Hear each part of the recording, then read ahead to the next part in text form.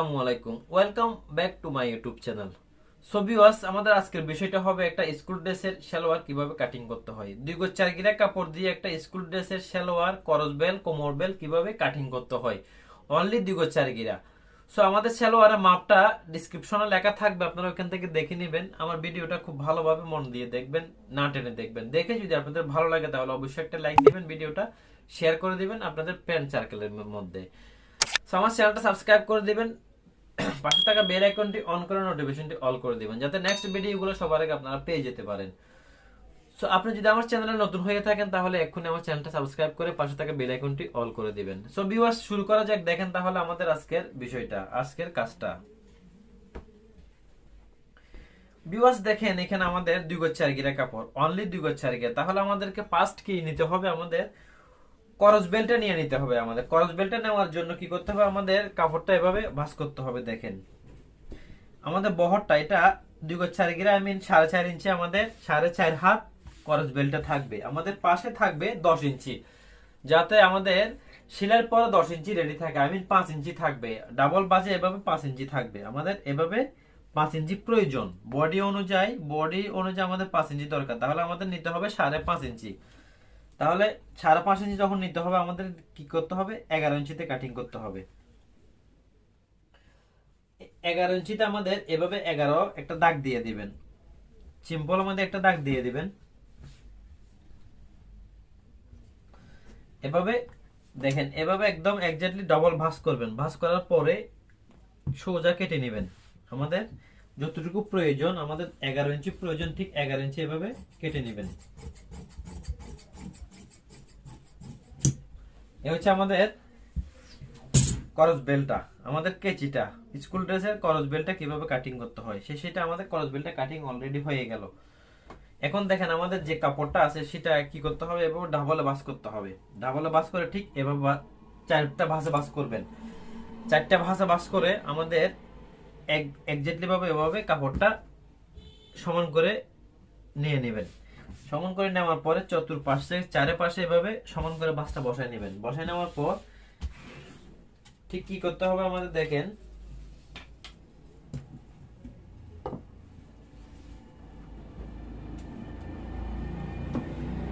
এভাবে একটা মার্জিন টানবেন। মার্জিন যখন দেওয়া হবে তখন উপরে 1/2 ইঞ্চি কাপড় রাখতে হবে। এটা আমাদের সালোয়ার, কুচিওয়ালা সালোয়ার হবে। 1/2 ইঞ্চি কাপড় রেখে আমাদের সালোয়ারের লম্বা থাকবে 32 ইঞ্চি। তাহলে আমাদের উপরে যে কোমর ইউকটা হয়, আমি উপরে যে বেলটা হয়, বেলটা 6 ইঞ্চি।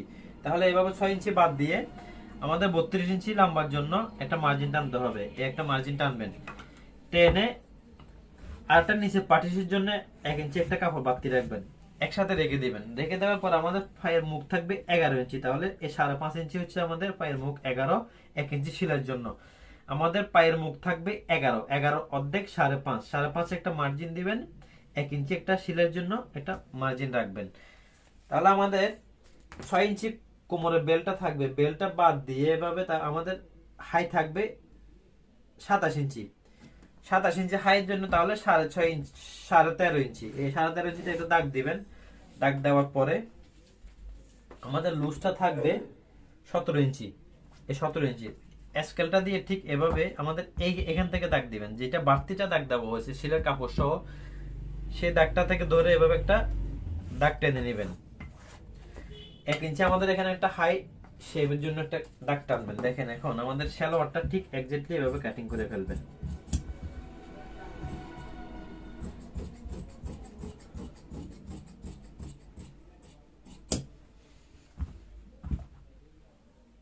দেখেন উপরে 1/2 ইঞ্চি কাপড় বাড়তি রাখবেন আমাদের পরবর্তীতে সেলাই কাপড় সেলার জন্য, যাতে এই 1/2 ইঞ্চি এটা সেলাই ভিতরে ঢুকে যাবে। তাহলে দেখেন এই হচ্ছে আমাদের সালোয়ারের কাটিং, এক কাট সালোয়ার। এটা পাটিশন ডাকতে এভাবে দিয়ে দিবেন।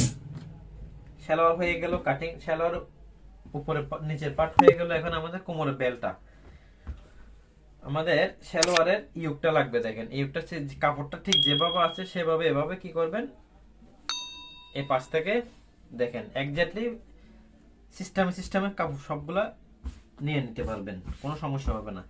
তাহলে আমাদের কোমর বেলের জন্য ফার্স্ট 1.5 ইঞ্চি যে কোমরে রাবার হবে তাই কি করতে হবে, আমাদের এভাবে বটা দিয়ে একটা বর্ডার লাগবে, 1.5 ইঞ্চি রাবার থাকবে, তাহলে আমাদের সর্বমোট 2 ইঞ্চি হয়তোবা 2.5 ইঞ্চি বর্ডার অথবা 2 ইঞ্চি বর্ডার প্রয়োজন আছে। এভাবে দেখেন, এভাবে একটা বর্ডার কাপড় রাখবেন, 2 থেকে 2.5 ইঞ্চি একটা বর্ডার কাপড় রেখে 6 ইঞ্চি কোমরে বেল থাকবে, এই 6 ইঞ্চিতে একটা দাগ দিয়ে দিবেন, 6 ইঞ্চি একটা দাগ দিবেন। দাগ দেওয়ার পর এটা এভাবে মার্জিনটা টেনে নেবেন, আমাদের কোমরের বেলটা যতটুকু ঠিক ততটুকুতে একটা দাগ দিবেন।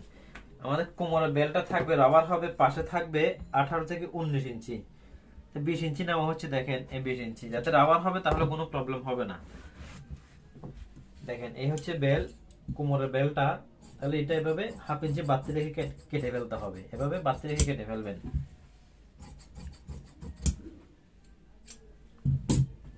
দেখেন তাহলে আমাদের এই যে সালোয়ারের উপরে পার্ট, সালোয়ার এই হচ্ছে সালোয়ার কাটিং শেষ। এখন দেখেন আমাদের যে কোমরের যে স্কুল প্যান্টের যে কোমরের বেলটা হবে, সে বেল আমাদের স্কুল প্যান্টের কোমরের বেলটা থাকবে 28 ইঞ্চি। তাহলে আমাদের 28 ইঞ্চির জন্য দেখেন এই পাশ থেকে নিব, এই পাশ থেকে আমাদের 28 ইঞ্চি কাপড় নিতে হবে। 28 থেকে আমাদের বেল 28 ইঞ্চি রেডি থাকবে, তাহলে 3 থেকে 4 ইঞ্চি কাপড় বাড়তি রাখতে হবে। মোট টোটাল 34 ইঞ্চি কাপড় নিচ্ছি, 34 ইঞ্চি, পাশে 6.5 ইঞ্চি, পাশে 6.5, তাহলে 6.5 নিয়ে এভাবে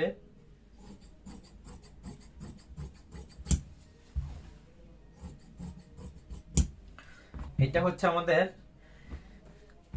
স্কুল কোমর বেল, স্কুলের কোমর বেল্টের কাপড়। এখানে আমাদের এটা দিয়ে একটা স্কুল বেল কোমর বেল কাটিং করতে হবে, এটা আমাদের করস বেল, এটা আমাদের সালোয়ার। তা আশা করি বুঝতে পারছেন একটা সালোয়ার কিভাবে কাটিং করতে হয়, 2 গজ 4 গিরা দিয়ে এভরি সবকিছু কিভাবে নিতে হয়, আশা করি সেটা আপনারা বুঝতে পারছেন।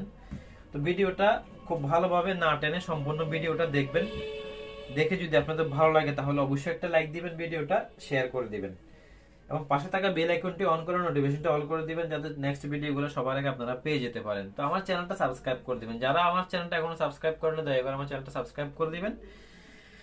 আপনি যদি আমার চ্যানেলে নতুন হয়ে থাকেন তাহলে অবশ্যই সাবস্ক্রাইব করে আমার পাশে থাকা বেল আইকনটি অন করে নোটিফিকেশনটি অল করে রাখবেন। সো ভিউয়ার্স সবাই এ পর্যন্ত ভালো থাকবেন, আল্লাহ হাফেজ, আসসালামু আলাইকুম।